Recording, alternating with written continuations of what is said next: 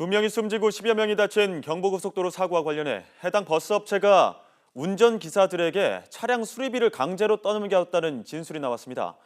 또 회사 내부에서 불법으로 정비까지 했다는 주장도 제기돼 경찰이 이미 사고가 나기 전부터 압수수색을 하고 수사를 벌였던 것으로 YTN 취재 결과 확인됐습니다. 취재기자 연결합니다. 김영수 기자. 네, 사회부입니다. 네, 사고 이전부터 경찰 수사를 받고 있었다고요? 네, 그렇습니다. YTN 취재 결과 경부고속도로 사고버스 업체가 이미 지난 5월 경찰의 압수수색을 받았던 것으로 확인됐습니다.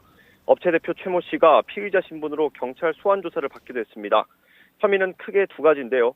먼저 버스 사고 때 발생하는 수리 비용을 보험 처리하지 않고 운전기사들이 자신의 돈으로 물게 했다는 겁니다. 경찰은 사고 때문에 보험료가 올라가는 것을 막기 위해 이런 일을 벌인 것으로 보고 있는데 현재 해당 사고버스 업체가 운전기사들에게 강제로 돈을 내게 했는지를 중점적으로 살피고 있습니다. 관련 수사는 경기 수원 서부경찰서에서 진행하고 있는데요. YTN 취재진이 만난 사고버스 업체 기사들은 실제로 회사에서 돈을 요구해서 현금으로 전달했다고 증언하기도 했습니다. 또 버스기사 수십 명이 이미 해당 사건과 관련해 경찰 조사를 받았다고 말했습니다. 운전기사 한 명은 버스를 몰다 승용차와 접촉사고가 난 뒤 300여만 원의 수리비가 나왔는데 이후 회사 측에서 수리비 절반 정도를 달라고 요구해 실제로 준 적이 있다며 목소리를 높였습니다. 사고업체는 이와 함께 불법 정비 혐의도 받고 있습니다. 현재 업체에서 버스를 수리하는 정비사 3명 모두 관련 자격증이 없다는 내용입니다. 이에 대해 사고업체는 업체 대표인 최 씨가 정비 자격증을 가지고 있다고 해명한 것으로 전해졌습니다. 운전기사들은 이 부분에 대해서도 무자격 정비사가 직접 버스를 고치고 있다고 말하기도 했습니다. 네, 정말 문제가 한두 개가 아닌 것으로 보이는데요. 지난 9일 경부고속도로 사고 관련해서 수사는 어떻게 진행되고 있습니까?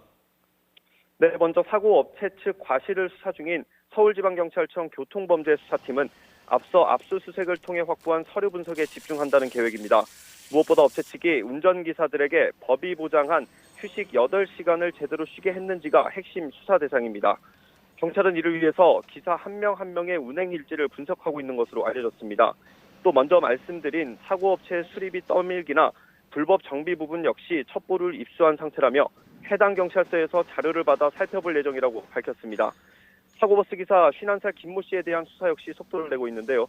어제 김 씨를 소환 조사한 서울 서초경찰서는 블랙박스 정밀 분석을 마치는 대로 김 씨에 대한 구속영장 신청 여부를 결정한다는 방침입니다. 이번 주 내에 영장 신청을 할 가능성도 있는데요. 김 씨는 앞서 2번에 걸친 경찰 조사에서 모두 졸음운전을 했다고 말했습니다.